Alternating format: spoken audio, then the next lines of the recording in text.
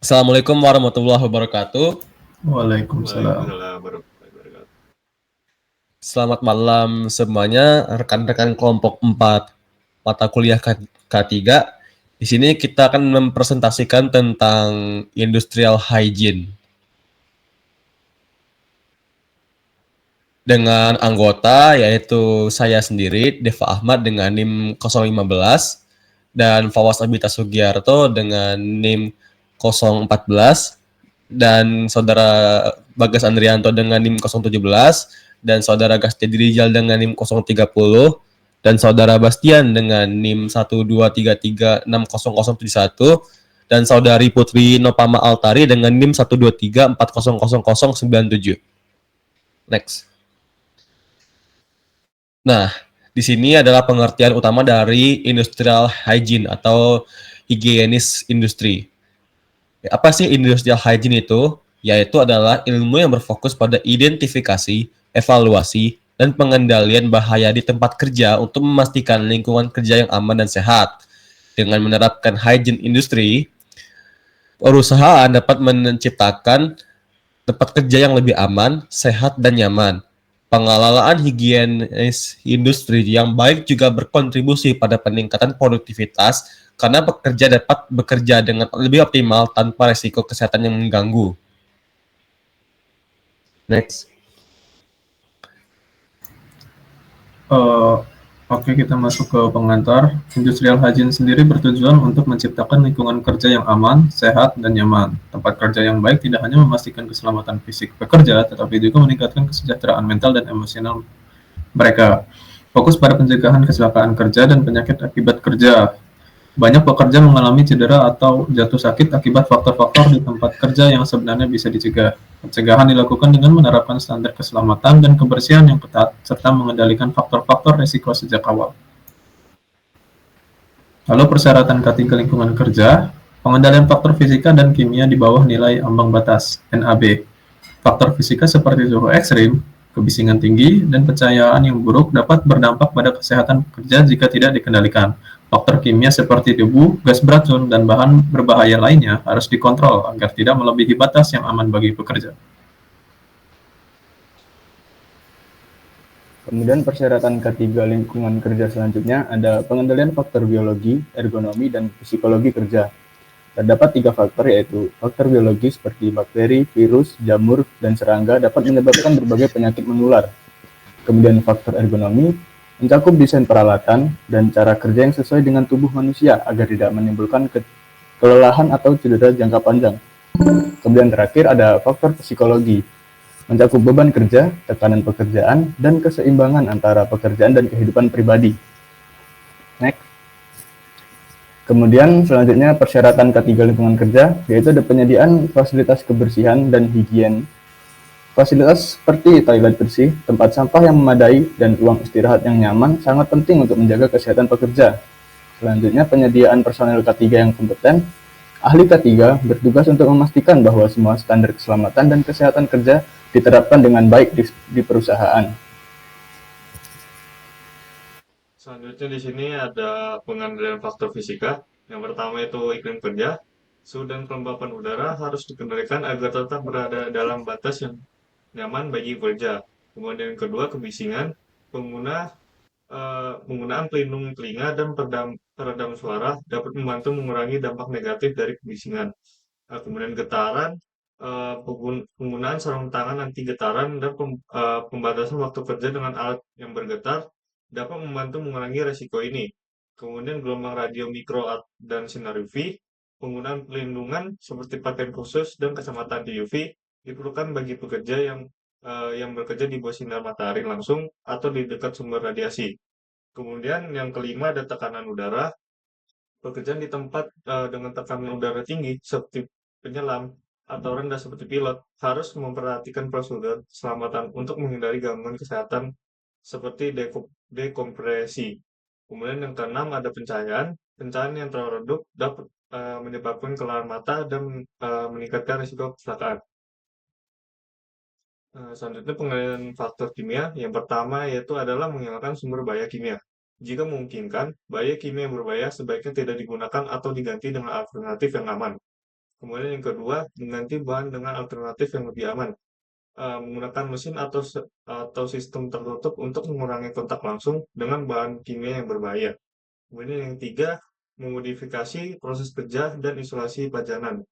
Misalnya mengganti pelarut berbasis bahan kimia beracun dengan pelarut berbasis air yang lebih ramah lingkungan. Kemudian yang keempat, ada penggunaan APD dan label bahan kimia. Penggunaan alat pelindung diri atau APD seperti masker, sarung tangan, dan pelindung mata dapat mencegah kontak langsung dengan bahan kimia yang berbahaya. Selanjutnya ada pengendalian faktor biologi. Yang pertama ada identifikasi bahaya biologi, yaitu mengisolasi sumber bahaya, memastikan ventilasi baik, menggunakan APD, dan memasang rambu peringatan adalah langkah penting untuk mencegah resiko infeksi. Yang kedua ada penyediaan fasilitas sanitasi. Tempat kerja harus memiliki fasilitas sanitasi yang baik, termasuk toilet bersih dan tempat cuci tangan dengan sabun untuk mencegah penyebaran kuman.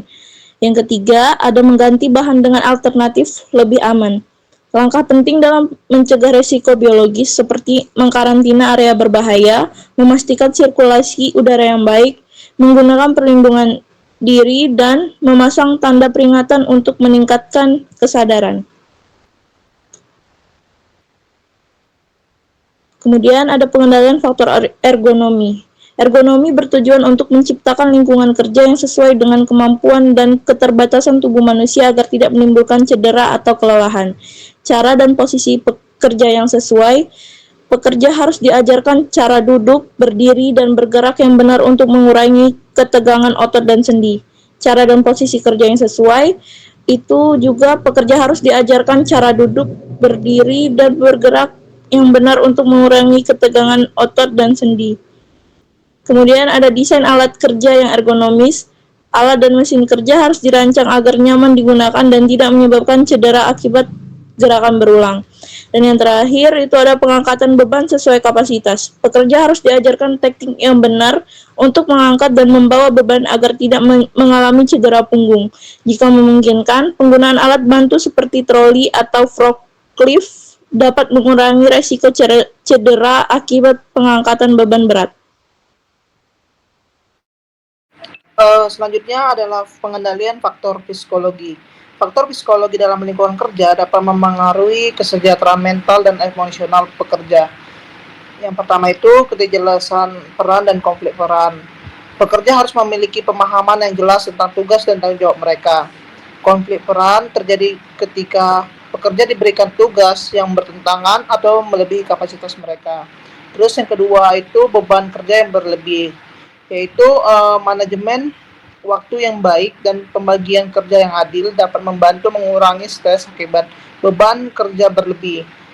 Yang ketiga adalah pengembangan karir, yaitu perusahaan dapat memberikan pelatihan dan program pengembangan diri untuk meningkatkan keterampilan pekerja.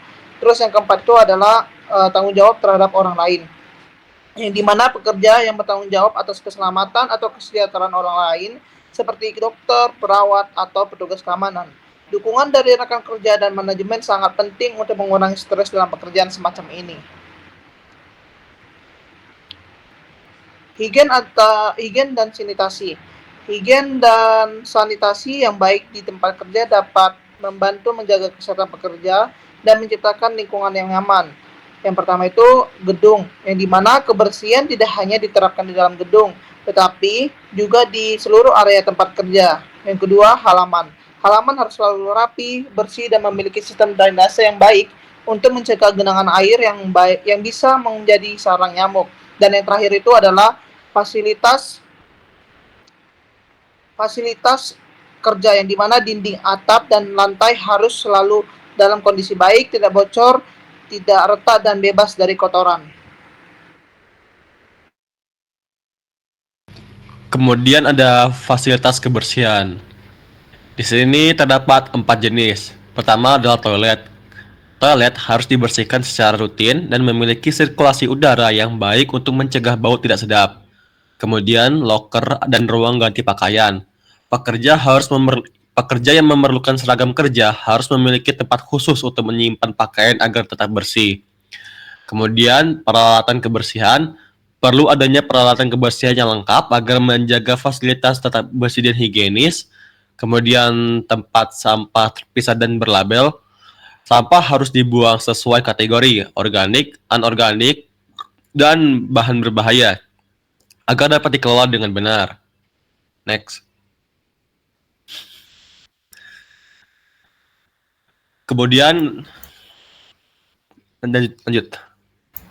Kemudian ada kebutuhan udara bersih. Kualitas udara di tempat kerja harus memenuhi standar tertentu agar tidak membahayakan kesehatan kerja. Yang pertama adalah suhu. Suhu ideal di tempat kerja adalah antara 23 sampai 26 derajat Celcius untuk kenyamanan pekerja. Lalu yang kedua ada kelembapan, di mana kelembapan udara yang baik bersekitar 40 sampai 60% agar tidak terlalu kering atau lembab. Kadar oksigen di udara harus berada dalam kisaran 19,5 sampai 23,5% agar pekerja dapat bernapas dengan baik. Ruang udara minimal 3 meter dianjurkan untuk menghindari kepadatan yang dapat mengurangi kualitas udara.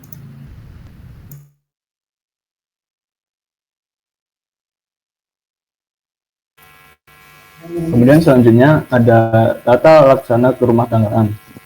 Manajemen kebersihan tempat kerja sering dikenal dengan konsep 5R yang terdiri dari ringkas, rapi, resik, rawat, dan rajin. Untuk ringkas sendiri, yaitu menyortir barang yang dibutuhkan dan menghilangkan yang tidak perlu. Kemudian untuk rapi, menatap barang dengan baik agar mudah ditemukan dan digunakan. Kemudian resik, menjaga kebersihan seluruh area kerja. Rawat, merawat fasilitas dan peralatan agar tetap dalam kondisi yang baik. Sedangkan rajin, melakukan kebiasaan ini secara konsisten setiap hari. Nah, demikianlah presentasi tentang industrial hygiene dari kelompok 4. Terima kasih atas waktunya pada malam hari ini teman-teman untuk membacakan slide presentasi ini. Jika ada kesalahan, kami mohon maaf. Saya tutup. Wassalamualaikum warahmatullahi wabarakatuh. Selamat malam. Waalaikumsalam warahmatullahi wabarakatuh. Malam, Bang. Salam.